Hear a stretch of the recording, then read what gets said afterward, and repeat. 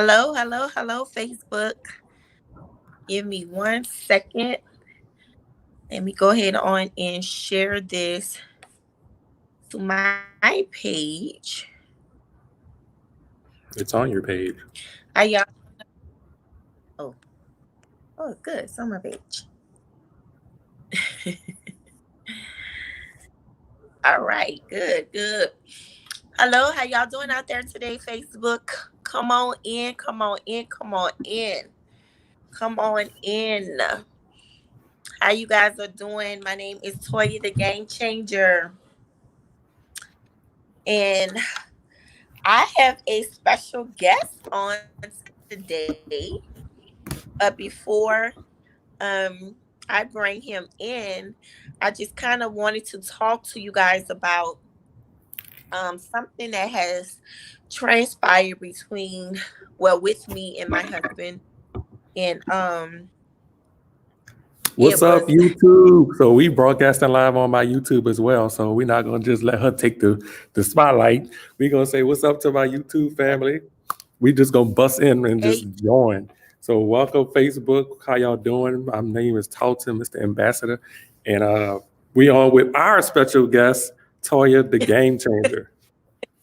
What's going on? oh, I'm your special guest. Okay, cool.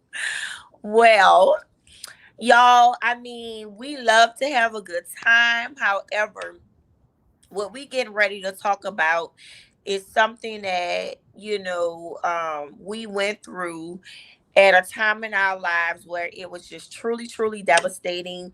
Um, and a lot of times people are afraid, or they are ashamed, are they embarrassed, or they just so hurt and destroyed by the situation that they don't even know to talk to people to get help, or they mainly just suffer in silence, right? And going through this experience,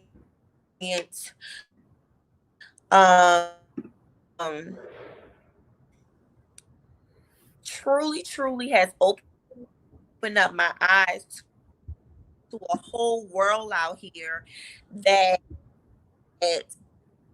I had no clue of. And I've shared my story before, but this is my first time actually going live publicly with my husband because I wanted to get his side of everything as well, because it's always the women, but we don't never take into consideration about the men that may be also suffering in silence. And that's not the manly thing to go and confide in another man when they're going through something. So who do they talk to? So I just think it was good to bring my husband on. Again, for those of you that are just joining us and watching, my name is Toya, the Game Changer. In fact, it was about 25 weeks, and I was having these horrible pains. I didn't know what it was. That was my first pregnancy. All I knew is I was just having a tremendous a lot of pain. And so in my mind, I'm never thinking that, okay, I'm in labor as labor pains, because I'm like, I'm only 5 months, 5.5 months pregnant. So there's no way I can be in labor this early. So basically, got rushed to the hospital, and bam, they told me that I was fully dilated. I had been to work that day. It was a normal day. And before you know it, I get there. They say, you're fully dilated. You're getting ready to have this baby now. So I was rushed and had an emergency C-section. Long story short, with the C-section, My baby, I gave birth. We're talking about almost 20 years ago, you guys. At that time, the technology wasn't as great. Really, really scary back then. In fact, the doctors even told me that just too little. He wasn't really that valuable to survive outside of the womb on his own. And if he did, it would be a very long process. He would basically be a vegetable, or he would have cerebral palsy. You know, and I was just devastated. But lo and behold, we continue to keep the faith. We prayed every day, and we just put it in the hands of God. And I am proud to say right now that my son Zion will be turning 20 years old on October the 17th. So to God be the glory. However, that's my first miracle baby. It's been a long process since then. Here we are, you guys, almost 20 years later. Um, and I'm in a position now to where I'm experiencing new life again. And my husband and I, we got married back in 2015, and I always knew that I wanted to have another kid. But to be honest with you, I didn't think that I was going to have a grown son already starting completely over with another kid. But hey, we can't control the way the cards that was dealt to us. My husband, he didn't have any kids of his own biologically. So that was something that I wanted to do. And I hope you guys don't mind that we're being very transparent today, but it's not about us. It's to encourage and to help somebody else that may be going through this. Because again, a lot of times in the society we live in, many of us are suffering in silence. So, I never thought that I would have an issue with conceiving, because I'm like, okay, surely I can conceive. I've already had a baby once before, even though the baby came early, but I should be okay with conceiving. Well, I was totally wrong. My husband and I, we tried and we tried and we just could not do anything. But then all of a sudden I got pregnant. We were using a drug called Clomid. We did conceive, but we lost that baby. And y'all, when I tell you, I was extremely devastated, because I've never lost a baby before. I've never had a miscarriage before. And, when you're going through these emotions of preparing for something you've been praying for so long, something that you've been desiring for so long, and now that the concept of this is real, I'm finally pregnant, just for you to go through that journey to lose the baby. Y'all, it was like somebody had literally punched me in my gut and just pulled out my heart, pulled out my stomach, just pulled out everything, just jacked the rug completely from under my feet. And I just couldn't understand why me.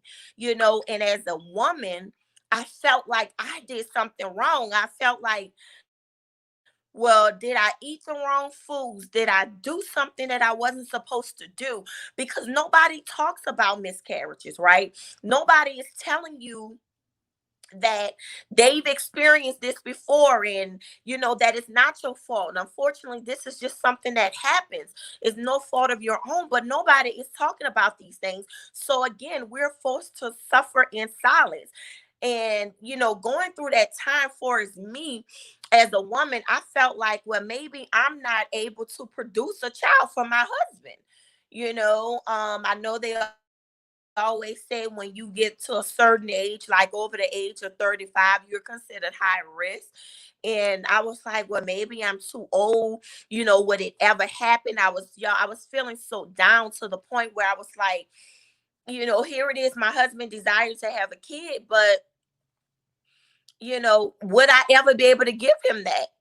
Through my physical body, or will we have to adopt? And would he regret that, or would he still love me the same? So I'm gonna pause right there, and I'm gonna bring my husband in so that he can kind of talk about his feelings in that motion, in that in transition time when we first was pregnant, pregnant with our first baby, but then we lost the baby. So, Tulsa, can you just talk about that from your point of view as a man? Sure. So back then, I mean, it feels like it's been such a long time Hello, ago. Can you hear me? Alton. Yeah, I'm here. I don't know if you can hear me, but yeah, like I was saying, it's Yeah, been I can such a hear you, long but time. it's like you're not moving, like you're stuck, frozen in time or something.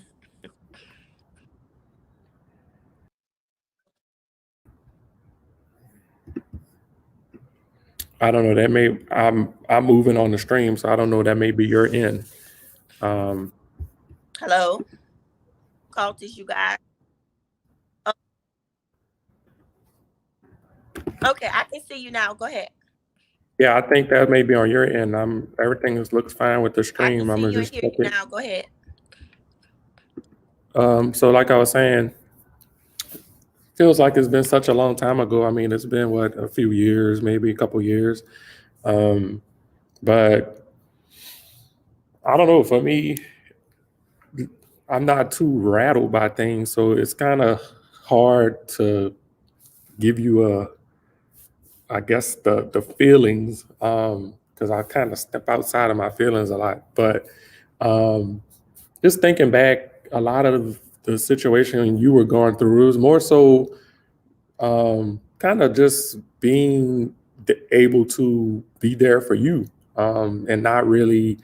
I didn't really want to over exaggerate. I always wanted to have a positive outlook because I wanted it to have, I wanted the ending to be for the better. So I never really had that thought that you would have to miscarriage or you would have to go to a situation where, we were without. I never had that scenario play in my brain because I didn't want that. I didn't want you to have to go through that outcome. Um, so just thinking back on it, a lot of it was just kind of being maintaining a strong demeanor just to make sure that you had somebody to lean on to just kind of be there for you. I kind of really didn't process or kind of go through those emotions from my end. Um, so uh, Yeah, yeah, I mean, yeah, I and really I can't re and in that as much as I process, would want to recreate the way he the kind went, of say I had this or I felt this or I felt that or I was devastated. It really, that part of it is kind of a blur. I just remember laser focus, just wanting to have a positive outcome for everything, and then kind of reacting off of how where you were with everything, and just kind of being the opposite of that, just to make sure that you know somebody got to drive the boat. So we can't both like be panicking and then tank. And honestly, throughout my career, throughout my life, I've always had to be that person. Just in my career, I've always been in a leadership role, and being in a leadership position, if the house is on fire, if the hotel's on fire, everybody's calling me. If I panic, it's like I'm everybody's safety is in my hands. And if I panic, a lot of people are going to get hurt because they're going to go be running every which way, and I know what to do, and the wrong decision could be made by somebody that's panicking.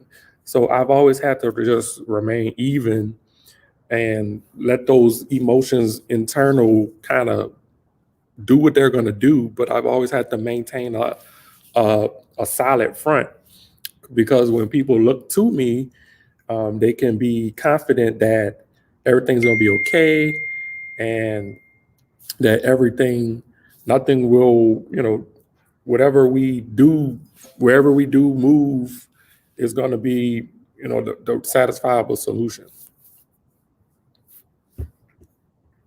Hold on, you said I'm breaking up. Me? Yeah, I can Okay. hear you. Okay, because you had a bad connection. Like the last minute and a half, you were talking.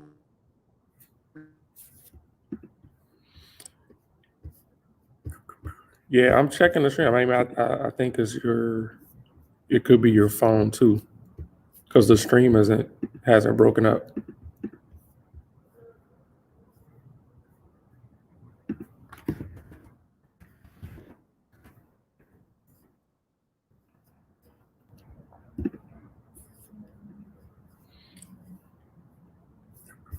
Yeah, I'm checking the stream. I mean, I think it could be your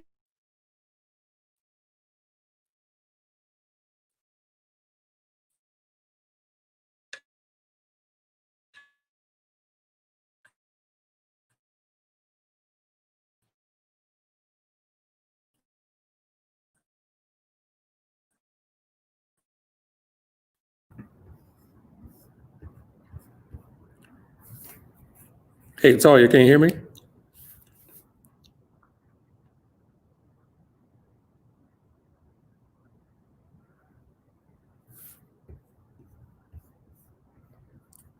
Hold on, I'm checking her. I think Facebook. I think y'all see me fine and y'all can hear me fine. I don't think it's my stream. Um, so it looked like she dropped off. Hold on. I think she's reconnecting.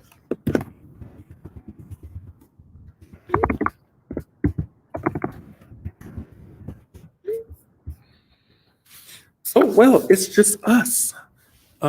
So until she comes back, y'all see my shirt? She got off. So she's gonna be reconnecting shortly.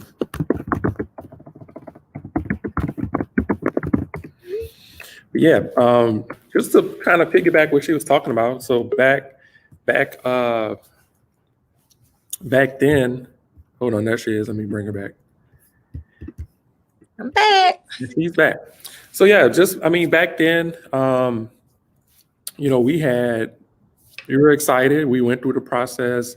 It was just a long process. A lot of it kind of going back to the beginning. I mean, you kind of brought me in at the end, but a lot of the process, I know most of it, I was kind of rebellious for the whole time as far as going through the different fertility doctors and uh, stuff like that because I was one that wanted to go through it the natural way. Hold on, Talton, because I was out, so I missed a lot of what you said. Because I was just going through the miscarriage part right now. I wasn't bringing them in the fertility part yet. So I missed a lot of what you said. We were touching on the miscarriage part. Well, I kind of say what I had to say that on that front. I didn't know. I thought you had kind of said all of that part too. But from the No. miscarriage part, um, Okay. So basically, what um, I got from you was you said you didn't really have any feelings about it because you were just basically trying to support me through the process.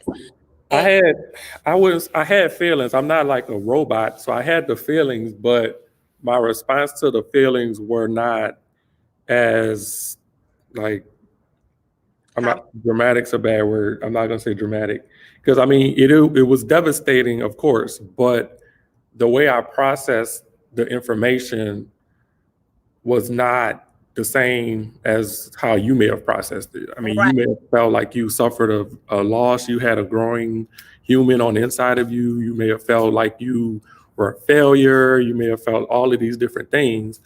For me, it was like I guess, and I've had conversations with other men and other people in this situation, and it's like you almost don't really get attached. It's like I understand it was a baby in a life, but when you're so early in the pregnancy, it really and it's I mean this may sound bad, but you don't really get too attached to it until it's like I guess in that second, third trimester, where it's like you start seeing all of the features and you start kind of getting like close to the birth, and you're like, oh my God, this is like about to be for real. Like, you can't, no turning back. so let's pause right there. So, ladies, for those of you that have experienced this, I would like to know what your feedback is on that, because the way my husband is explaining that, he's saying that he didn't really get attached, whereas that's the way it came across to me. So during that time, for one, this is something that I have been praying for, something that I have been desiring to have, and it wasn't coming. So when we finally got to the point where it happened, I was overjoyed. But then when I suffered the miscarriage, I don't care if it was a 2 day miscarriage, 2 week miscarriage, or a 8 month miscarriage. The point is that I still lost. So in my mind, like he said, I was the one carrying the baby. I was the one that was going through the morning sickness, going through the emotions and everything of it. And when I lost the baby, I suffered a lot of pain. Like, I literally had pain as though I was having a baby. I still went through the same process of delivering a baby in the hospital. But the difference is, a lot of women on the maternity ward, they got a chance to go home with theirs, and I didn't. So by my husband saying that at that time, even though he's saying he was trying to be more of a supportive husband to me, because I didn't see that, because he processed things differently as a man, and he didn't go through those emotions physically, or those feelings, the way I did. At that point, I really felt alone. Even though he was there, I really felt alone. And that's just me. I felt as though it wasn't affecting him the way that it was affecting me. And it was some days where I became very angry. I i i became angry. I became like, the person, like, do you even care? Do you even care what has happened? I'm already suffering the loss. We're suffering the loss, but it seemed like I was the only one that was like, you know, caring at this, at that point. And then in my mind, I'm like, well, maybe because he hadn't really had a kid of his own, he don't know the full effect of the love of a parent. So I was just thinking about all of that. You know what I'm saying? So if you ladies have ever been through that before, please let me know if you can relate to me, and if this is how you felt, or if you are a guy and if you can relate to my husband, let us know how you felt, because I feel like this is very important for us to discuss. These are hard conversations that a lot of people don't talk about, but the reality is so many more people are suffering in silence, and they don't have that outlet. They don't have that support group. And that's why we are here to share our story. This is nothing to be embarrassed about at all. So, Talton, thank you for sharing that. And he kind of jumped ahead, but even after the miscarriage, for whatever reason, y'all, I went through a major depression after that. I went through a depression to where my hair started falling out. Um, I was feeling as though, as a woman, this is something that we are naturally supposed to do, and here it is, I couldn't do it. And it just felt like I was, like my baby used to say, I'm broke. Like, my body broke. And I was like, wow. Y'all, it was to the point where at one time I was even considering telling my husband. Let me tell you, to y'all, it may feel like, this is a messed up thing to say, but the reality of it is, I really was dealing with these issues in my mind, because it's no secret that I'm a little bit older than my husband. I was really getting to the point where I was going to tell him, because I cannot have your babies, I don't want to be selfish and not give you that. So I was willing to release my husband, y'all, to let him go, to find somebody that can have a baby for him. Not nothing where we having a threesome and all that crazy stuff. I'm not saying that. I'm talking about what maybe, you know, I couldn't give him what he wanted. You see what I'm saying? So I was willing to let him go if I could not give him that, and if adoption was not the thing for us to do. Because everybody, even though adoption is there, but everybody don't want to go through the whole adoption thing. So I was dealing with all of this, y'all. So I was going through a major depression during this time, and I still had to get up and go to work. I still had another kid to take care of. I still had to do the day-to-day normal things. And here it is, my husband, who to me at the time, it felt like he just was unbothered.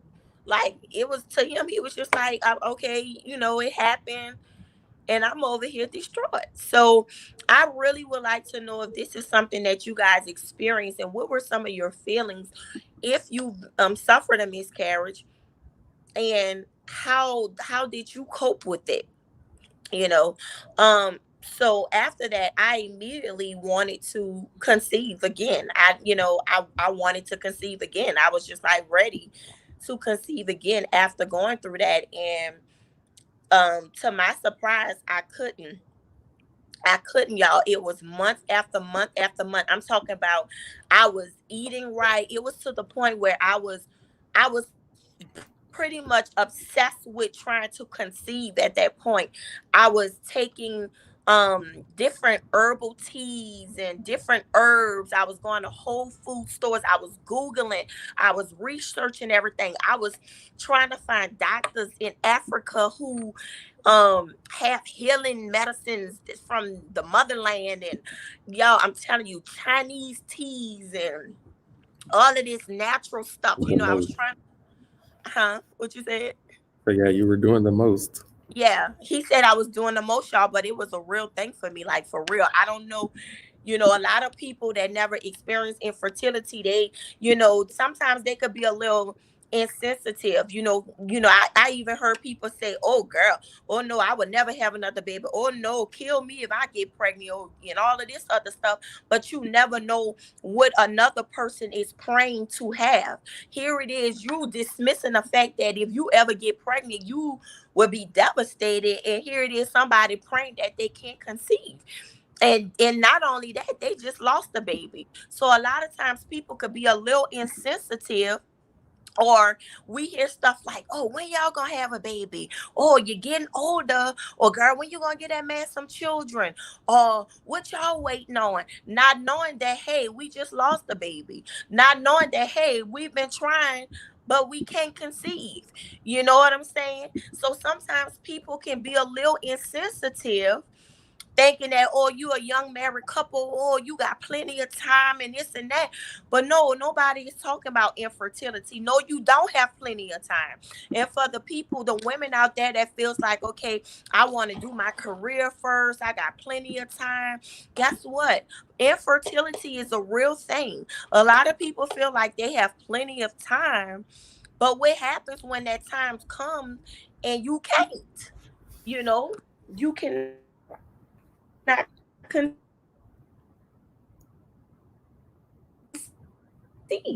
And so yeah, get some light going on over here. Y'all know I'm a little chocolate bunny over here, because I need a little help with my chocolate skin.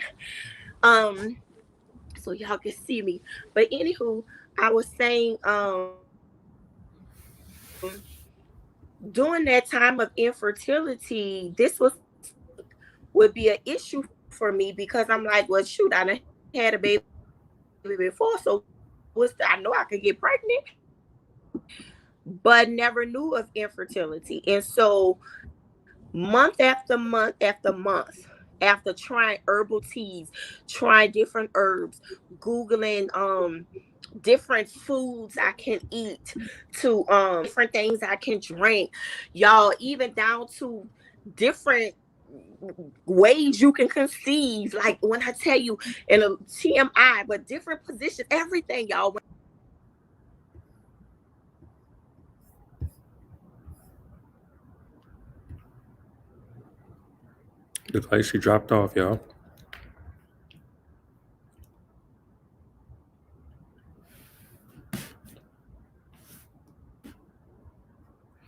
Well, now that she's gone, hi. I guess I feel like Steve Harvey now because I have the studio audience. Are there any fellas out there in the audience that want to, Oh, hey, she's back.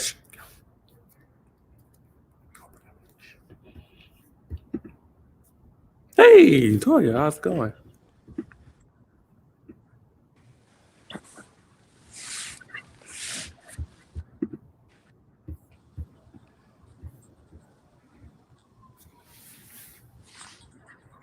You're back. Can you hear me? Yeah, my internet. Yeah. Hello. Yeah, we can hear you. I'm back, y'all.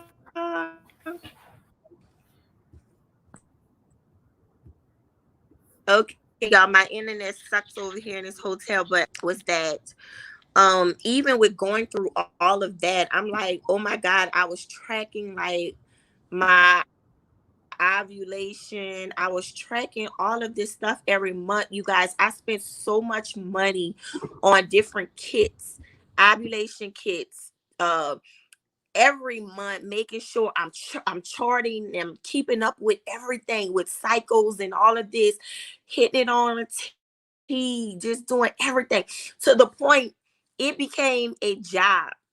It became a job. Like my husband at that point, I was like, come on, it's time.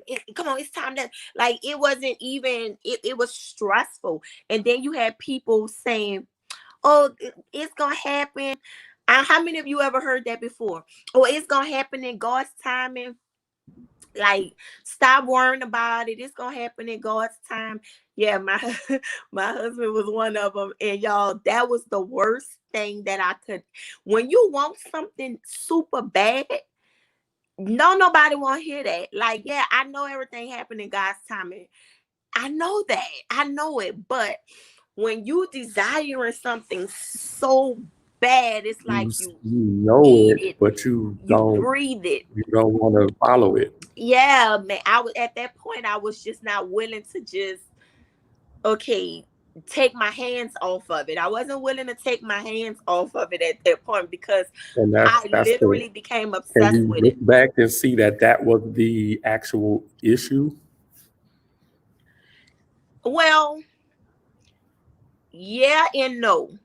And the reason why I said no, because of the simple fact, had I not moved forward, I really don't believe that our baby Jeremiah, who is such a blessing, would be here had I not moved forward. And the reason why I say that is because after years and years of trying to conceive, you guys, it didn't happen. And so ultimately I went to go see a specialist, uh, um I disagree, infertility but specialist. we'll keep going for it. I'm sorry. I say I disagree, but we can keep going for it. Moot point. You disagree with what? Oh, with what I just said. Um, Yeah, it contradicts everything. So, I mean, it's not to say it's not possible to move forward. It's possible to do it without to going on and do it. God allows us to do certain things regardless. We have free will. mhm. Um, but hey, Okay, so y'all, this is why I say what I said, because of the simple fact that had I not had I not moved forward, it was to the point where basically my husband was just like, well, just stop worrying about it, like he was just on a whole different level than I was. In my mind, I'm like, listen, dude, I'm getting older. I'm already older than you. I'm pretty soon I'm going to be knocking on 40 years old. Like, if this don't happen now, this ain't about to happen. So I really don't have that kind of time. So you playing around talking about, yeah, it's gonna happen and God's timing and this and that. But me, I'm like, yeah, I hear you, but no, I don't have that kind of time on my hand. And so that allowed me to do further research. And I was like, came across something called infertility. And when I was reading up on infertility, they were giving you different symptoms and different things that can cause infertility. And sometimes there's no reason as to why a woman may be infertile. And it can be the male, the male side, where the male has a low sperm count, or he may have low sperm motility, I'm sorry. It could be a number of things, but I wanted to make sure that I was okay, and just have that for sure doctor to run tests and tell me exactly what was wrong with me, if something was wrong, because I was confused, because I'm like, I conceived before, so why is it so hard for me to conceive now? And with that being said, after going to a specialist, you know, it was determined that I had something called endometriosis. So I was diagnosed with endometriosis back in 2009. And this is something, it is extremely painful. I don't know if you guys ever heard of endometriosis before, but that's when you're pretty much bleeding the lining on the outside of your uterus. When you bleed every month, it's bleeding on the outside of your uterus, and it causes a tremendous amount of pain, almost like somebody is stabbing you in your uterus. Okay. And it is so painful. So, women, if you are experiencing very painful cycles every month, please go to the doctor and get checked. That's not normal. I'm not talking about the normal cramps. I'm talking about pain to the point where you literally have to lay in a bed or go in a corner. Go get yourself checked, because it may be something like that what I had. And I had to have two procedures, two surgeries to remove the scar tissue from the endometriosis. And disclaimer, this may be TMI. Some people may feel like they on there telling all their business. Well, guess what? The problem is, if more people would be on here telling their business, okay, and what they went through and what they've overcame and how God delivered them out of a situation, then maybe more people would get healed. Okay. Maybe mental illness wouldn't be at an all-time high the way it is. Maybe depression wouldn't be at an all-time high the way it is. Maybe if people stop holding secrets and acting like they have a perfect life and start being real and honest with people, maybe more people can get blessed, healed, and delivered based on what you've been through. Because if God allowed you to it and He allowed you through it, it's not for you to hold and be ashamed of, but He brought you through it so you can be a testimony to somebody else. It's too many of us that is suffering in silence and going through the same things, but nobody want to talk about it. And here it is, I got to go through all of this devastation just to find out, oh, my mama had a miscarriage, or just to find out, oh, my auntie or my cousin had a miscarriage. And I'm like, what? Here it is, I'm over here by myself suffering, and I didn't even know you guys went through this. Or I have a church member, or I have a friend that has went through the same exact thing. And when my husband wasn't there for me the way I felt he should have been there for me, because you've already heard him say in his mind it didn't register to him, he wasn't attached. Well, at that point, I needed another woman that was going to say, hey, Toya, I've been through the same thing. I know the emotions and the feelings that you're going through. You don't have to feel like you in this by yourself. And sometimes, even though our husbands are great and our husbands love us, but they still a man at the end of the day, and they don't feel what we feel as women. So that's why it's important for us to stay together and connect, because our bodies go through so many different things as a woman. And honestly, if it's your first time experiencing something, you just don't know. You just don't know, and you feel all alone. And so, basically, after going through that, seeing a doctor or whatever, we tried fertility meds, you guys. We tried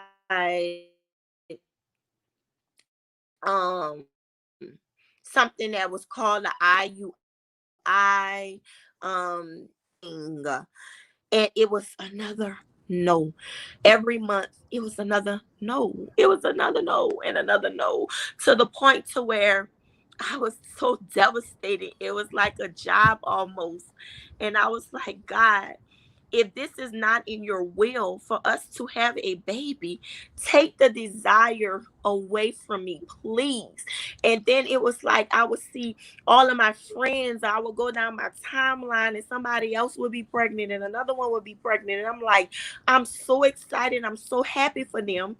But God, when is But it going to be my turn? in a way, aren't you happy those were no's?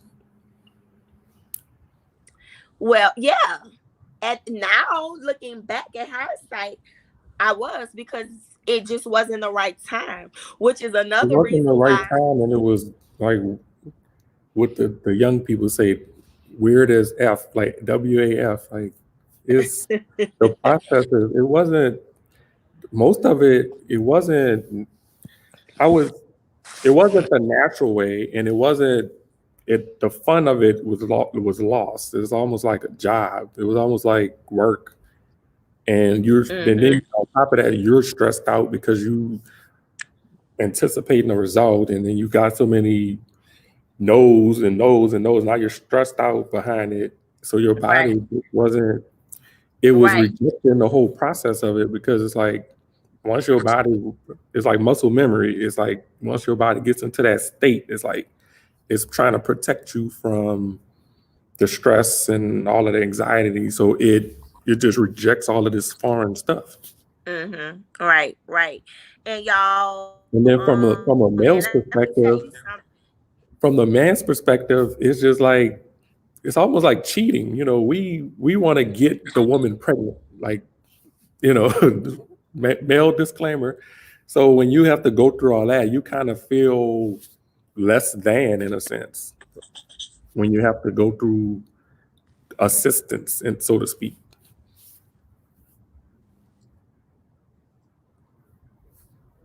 Hmm. Yeah, I'm having a bad connection on my end. But yeah, that's true, Talton. Like, looking back, I'm like, dang, it really probably wasn't the right time.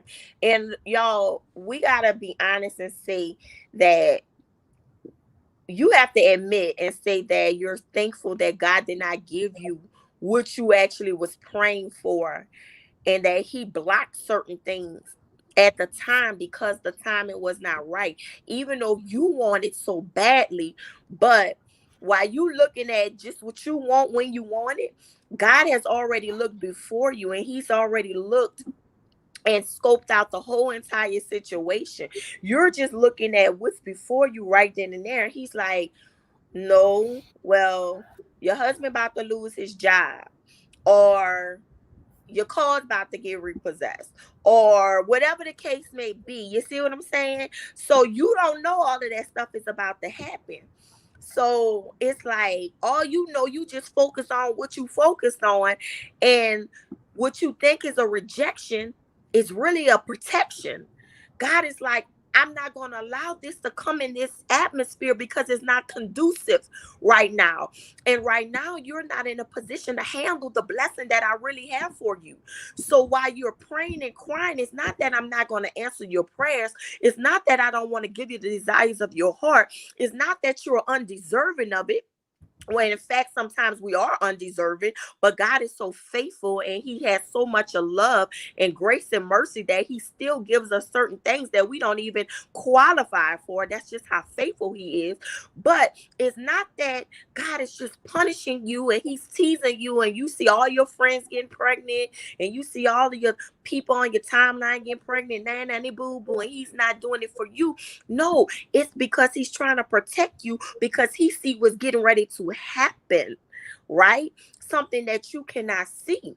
And so even doing that, we went through a process called IVF. And what that means is called um what's the Inducement IVF? ovulation. Yeah, that's it. Yeah. And so that's when they basically take your egg, the female egg, and they take the male sperm and they entwine it together, and they produce what they call an embryo. And if the embryo survives, okay, you can have multiple embryos at one time, and they put it in the freeze and it goes through this whole little process. And if it survives, then they would do what they call a transfer, where they would transfer the embryo into your uterus, and then that's how you can conceive. Now that's not 100% guaranteed at all, and it's very, very expensive, you guys. Like, this is like a 20 to 30 thousand dollar procedure. Now, that's what my husband was talking about. He was talking about that he felt, in a sense, that's like playing God. And I'm gonna let him speak on that. But to me, I felt like God placed different doctors and placed different things in position to assist us, because it's not our fault that our bodies are not doing what it's normally naturally supposed to do.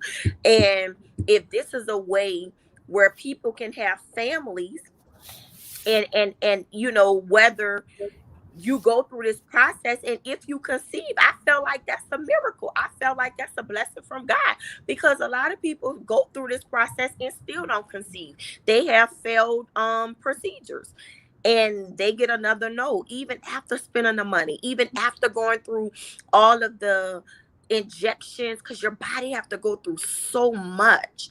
You see what I'm saying? So I felt like, if God allowed a human life to be brought forth out of that process, that still come from God, because it could have easily went the other way and been another no. So honey, I'm gonna get you to go ahead on and talk about that, and how you rejected it, and how it was a huge thing. Y'all, Tarleton gave me a hard time through this process, going through IVF. I'm just gotta be real with you and let you know he did. So go ahead on, honey, and tell the people why you cut up and act a plum donkey, and how do you feel now that we have our beautiful baby Jeremiah? Well, I mean, first of all, I feel great that we have Jeremiah. It is a true blessing. Um, as far as the whole process, I just fundamentally I was against it, and I just felt like if we're gonna sit here and say we trust God and we believe he's going to do it and this and that, and then we get in the way and we go do it, I feel like that was just being contradictory.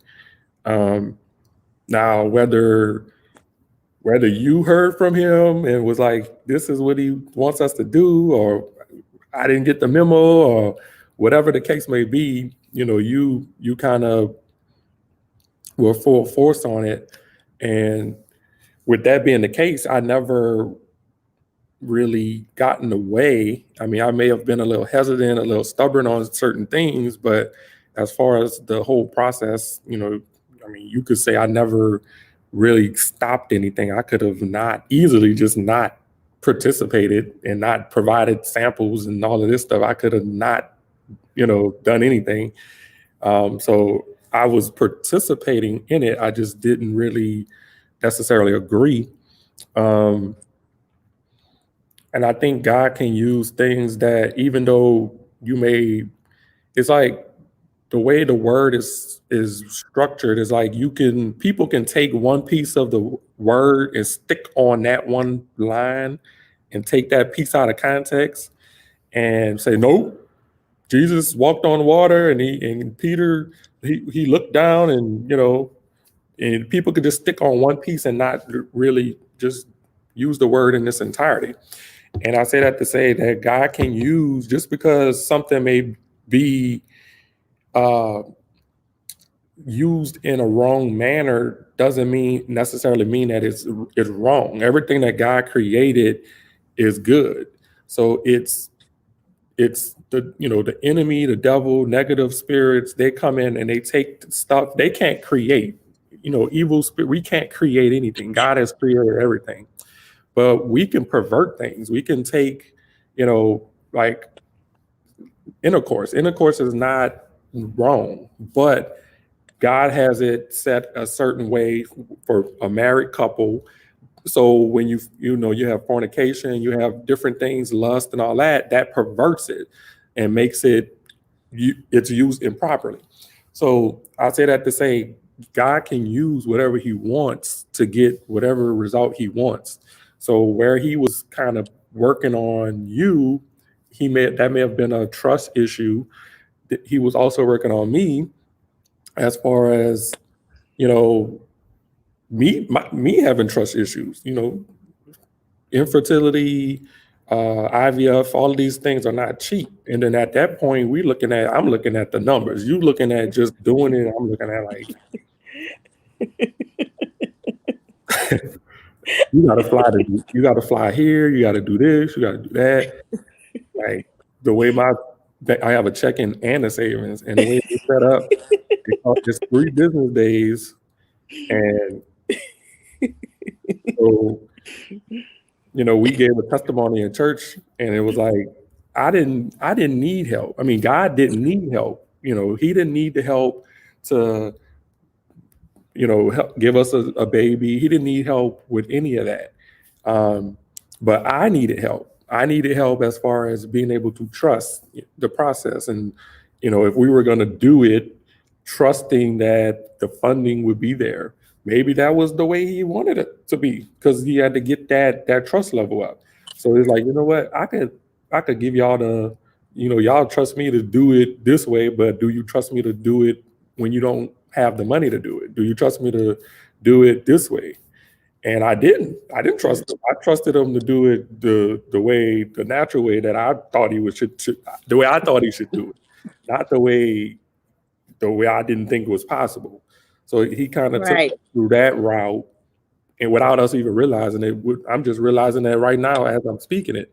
Um, so with that being the case, Jeremiah is here, and Right. I mean, Right.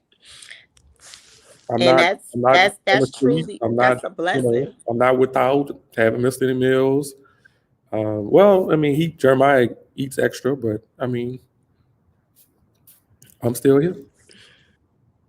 Right. And that's good that you said that because here it is when we were going through the process, you were thinking that I was the one that didn't have the faith or whatever. But I knew what God promised me. I didn't care how he gave it to me, but I knew what he promised me. And here it is, you turned around and God showed you something about you in the process while you looking at me like, oh, she ain't got the faith because she trying to do this and do that.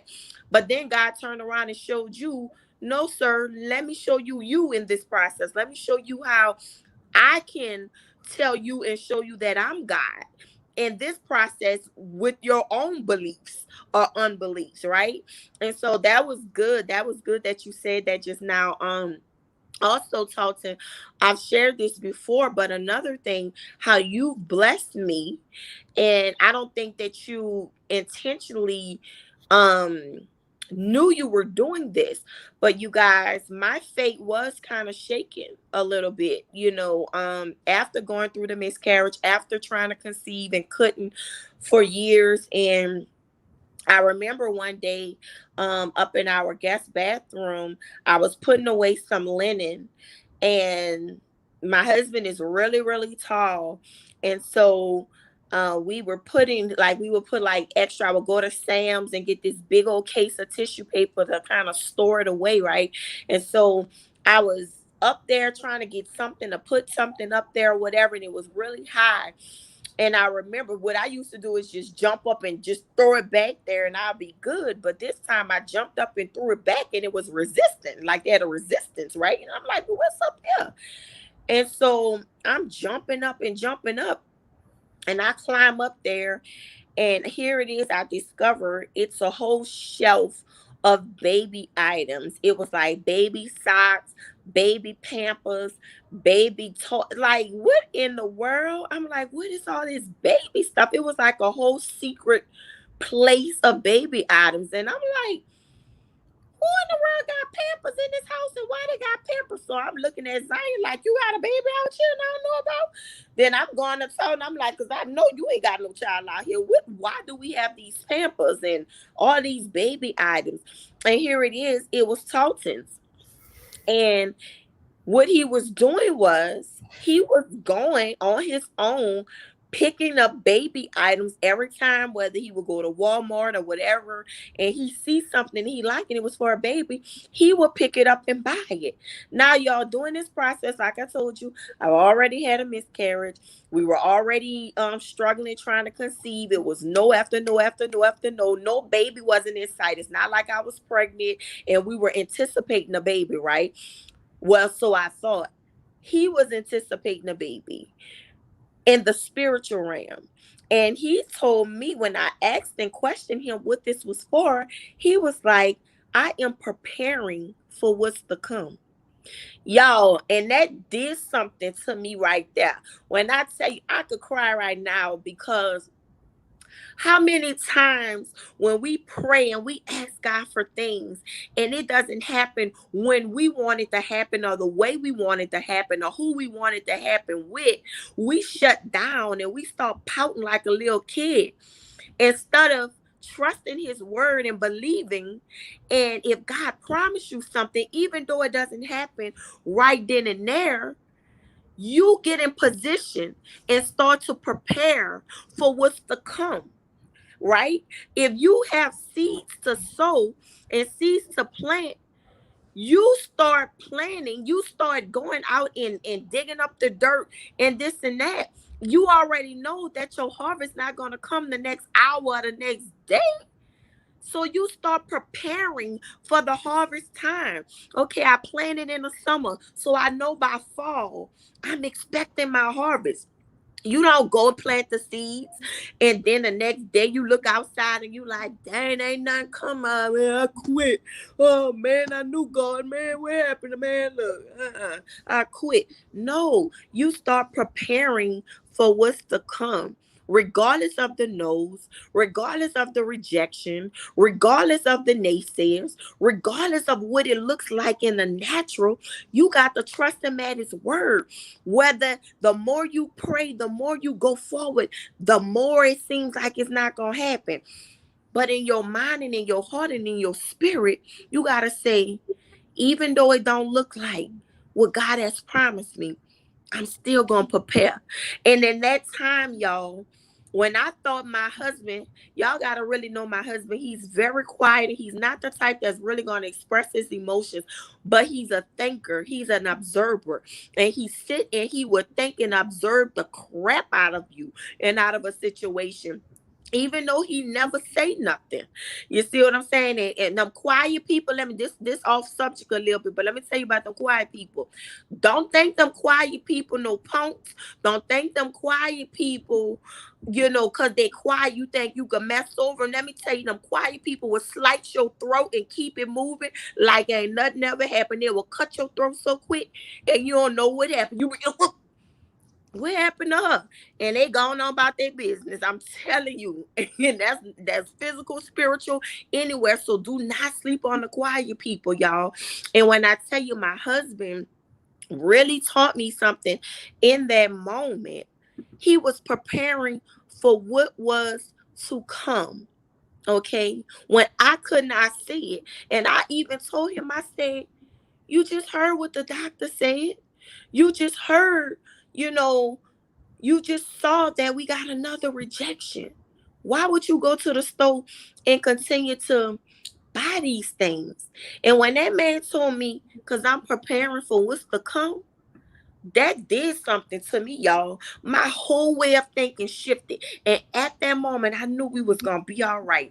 And it was like God used my husband in that moment to minister to me for something I didn't even realize he was even doing, y'all. And so that right there was a word for somebody. I don't know who that was for. Whatever you going through right now, regardless of how it looks, regardless of the situation, if God promised you something, that's your confirmation to start preparing. If it's in his will and he told you he was going to do it, it's your time to start preparing yourself right Because the reality of it is the reason why you ain't got it just yet because you ain't prepared for what he's about to bring you. He knows that you're not ready for it. So he's not gonna bless no mess. If he know you full of mess, if he know the atmosphere is not conducive for the blessing that he has for you, you ain't ready for it. So he's not gonna prematurely give you something when you need to grow up. He's not gonna prematurely give you something that you ain't ready to handle, even though you think you are. Like I said, at that time, it wasn't our time to conceive because little did we know my husband was losing his job. Little did we know life was happening about to hit us. So, what God looks like bringing a baby in the midst of that, and we would have stress on top of stress. So you just gotta trust him at his word. Infertility, like my husband said, Jeremiah is truly a blessing. He was an IVF baby. That was our miracle baby. And we thank God for him. But let me tell you something else, y'all. When I tell you God will give you double for your trouble, it's not that it has been denied. The delay may not mean denied. Just because I didn't get what I wanted or I desired at that time, my prayers were still answered. It just wasn't time yet, y'all. And even after going through those cycles of infertility and no after no and losing a baby and having a baby at 1 pound 10 ounces, y'all, I'm here to tell you that God says, oh, I heard your prayers, and you remember that desire that you knew to have in your heart. I gave you that desire because God said he would give you the desires of your heart if you continue to keep him first, if you continue to trust him at his word, and if it's in the will of God, trust me, he will give you the desires of your heart. And guess what, y'all? Even when I wasn't looking for it, even when I wasn't ready for it, even when I wasn't expecting it, God said, I'm gonna give you one more. And this time it's gonna be your little princess, one that you've been praying for, you've been waiting on. So I done gave you double for your trouble. And God blessed us. Naturally, y'all. This one here wasn't no IVF, no IVF. We didn't go to no doctor. We wasn't even looking to conceive again. I just had a baby. 1 year old. Sure, I wasn't about to try to have another one. No, indeed, no. But God said, now is the time to bless you because now y'all can handle it. I was like, okay, we can handle it. Okay, God, I'm not gonna argue with you. But we wasn't even looking for it, and God blessed us naturally with another baby, you guys. And it's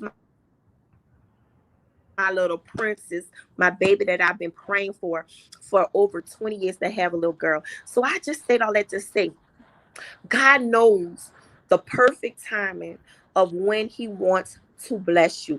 I'm just on here to encourage somebody. I know you may have went through a loss. I know you may have went through the why me, what's wrong with me, why I can't conceive, or why I'm going through this, or why I'm going through that. Guess what? God is trying to build character in you. He is trying to build character in you because guess what, y'all? During that time in our life, we was all over the place. We were all over the place financially. We wasn't in a position to even have no baby. Babies are expensive. We was not in a position to even think about a girl or a boy or having a baby or anything like that. But now we are, God has blessed us to be in a space to where we are in business. We have something that has literally changed our lives with the forex industry, binary options industry, guys. And it's put me in a position to where I can travel the world. It's put me in a position right now where I can be home, you guys. I can be home with my children. That would have been something else, y'all. They have to try to find daycare, which is not expensive. I mean, which is very expensive. With two babies at that, double pampers. No. So just imagine if I was still working on a job, struggling, already probably living from paycheck to paycheck, and had another baby on top of that. And now you have to find somebody to watch your kids and pay double the price for daycare, you guys. So God knew that I was gonna be in business with wealth partners all over the world that introduced me to this forex industry that is allowing me to literally be in a position where I can be home, make my money from the bed. Y'all, look, I'm in this bed right now in a hotel, literally make money from my bed, okay, and still be able to raise my kids. And then on top of that, I'm high risk. You see what I'm saying? So being high risk, you're constantly having doctor's appointments. You're constantly having to see specialists. I just had something 2 weeks ago where I had to have emergency surgery where my appendix was literally getting ready to bust. I could have lost my baby and my life, you know.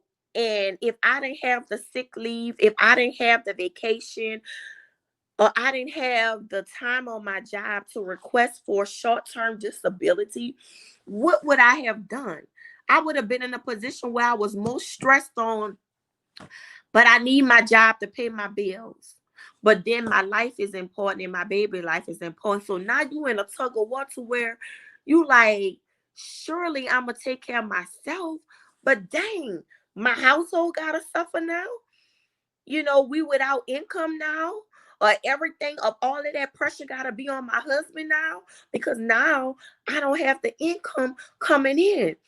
So y'all, don't sleep on an opportunity. If somebody comes to you with an opportunity about forex, don't brush that off. Don't be like, oh, it's just one of those things. I'm telling you, this is something that I did not know about back then that has literally changed my life. And again, it goes back to the timing. Timing is everything. And if God gave you a promise, and if it's not coming when you desire it to come, trust me, it's for a reason. It's for a reason, you guys. I hope you guys have been encouraged by this. And if any of you, whether you are a man or woman, and you are dealing with this and you are suffering in silence, you do not have to suffer anymore. We are here to help you. We are here to support you. Any questions that you may have, if you want to get information about what did I do to conceive, with the infertility and the fertility doctors, what doctor did I use, y'all just hit me up and let me know. But most of all, I want you to know that you're not alone. I want you to know that if God made you a promise, continue to stick to his word, because he's not a man that shall lie. And trust me, I need you to start to prepare for the blessing. Don't wait. Don't wait until it comes. Start preparing right now. Get yourself in position right now. For those of you that's been believing God for a husband, prepare yourself right now. You're already a wife. If God gave you that promise, guess what? You're already a wife. So start positioning yourself, controlling your mind to be a wife. Your actions get in line with the word of God on what wives are supposed to do. If you are believing God for wealth, if you are believing God for a job or income, whatever the case may be, start positioning yourself. Now, forget a job. I'm not talking about a job. If you're believing God to open up your business, if you're believing God for this and you feel like I don't have the money, that's not your job to worry about how it's going to get funded. If God told you that he was going to allow you to have it, that's his responsibility on how it's going to happen. You just need to be in alignment with his will and with his word and be obedient. When he tell you to move, move. When he tell you to sit still, sit still. Don't go ahead of him. And when he tell you to come on, don't procrastinate. Move expeditiously. And for those of you that are desiring to have a baby, look at my story. Look at my story, y'all. If God did it for me and my husband, and with all that was going on, because see, people, they only look at the finished product. They only look at the glory. They don't look at the fact that dang, her hair fell out because she was depressed. Or dang, her and her husband bickering because she want a baby so bad and he feeling like that's not the way you should do it, and you playing God, and now we fussing. Or after I done had the miscarriage, I'm feeling like my husband should be crying and boohooing with me, but he in the living room playing the game because in his mind, he received it or perceived it in a different way. And so I'm over here feeling all lost and alone, like he don't care, but that wasn't the case. So yeah, we have issues too. We have real issues too, you guys. You see what I'm saying? So that's why I say this is the time for us to support each other. This is the time to talk about different things and know that nobody is exempt from issues. Nobody is exempt from problems. Nobody is.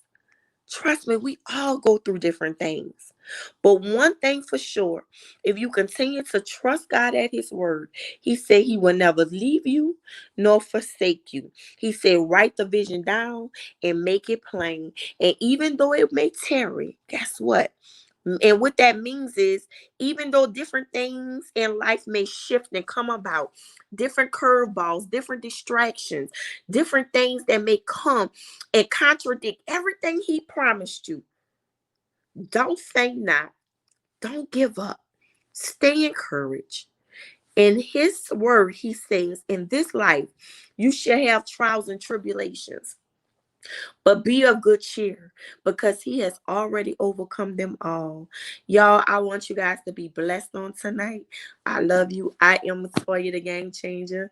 Honey, are you still out there or did you fall asleep? There you are. Hey, I'm honey. here. I am Yep. done. So if you So want to thank you. close it out, you can. If you have anything else you want to say.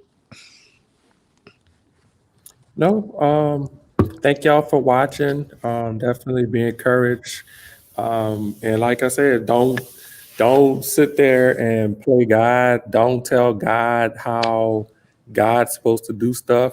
I'm thinking about that movie Django when with Samuel Jackson. Like he was the one. Like, yeah, you supposed to do this. You supposed to do that. And then when the master, had his own way that he was going to do it, he was like, what you doing? You're not supposed to do that. So get out the way. You follow the instructions, even if you think it's supposed to be a different way. No, God is in charge. He do it His way, and not you do. You supposed to. He gonna test you too. So Mhm. if you ever do feel like it's something supposed to go a certain way, that's a warning sign to like, okay, I need to reevaluate because I'm getting into this box now. So get Right. outside of that box. Right. Get outside of the box, y'all. That's what He said. Get outside of the box. Stop doing the same old things and expecting different results. Okay. A lot of times when we go through things, it's not for us. It's to help somebody else. And you may not understand it when you're going through it. But move out of the way, move yourself out of the way. A lot of times, and most of the times, we are our biggest hindrance. It's our minds. We don't want to believe different. We don't want to do different because that's not what I'm used to doing. And the way I am, and the way I roll, I'm like this and that. And so you begin to live that. You begin to speak that. So you become that. And guess what? You hindering yourself, baby girl. You hindering yourself, baby boy. So get out the way. Move out the way. It's okay to live out. Cut outside the lines. Trust God. Believe Him at His word. Good night, you guys. Thank y'all for listening and tuning in. And please share this for anybody that you know need to hear this. Please share this on your page. Thank you. Mwah. Love you. Bye-bye.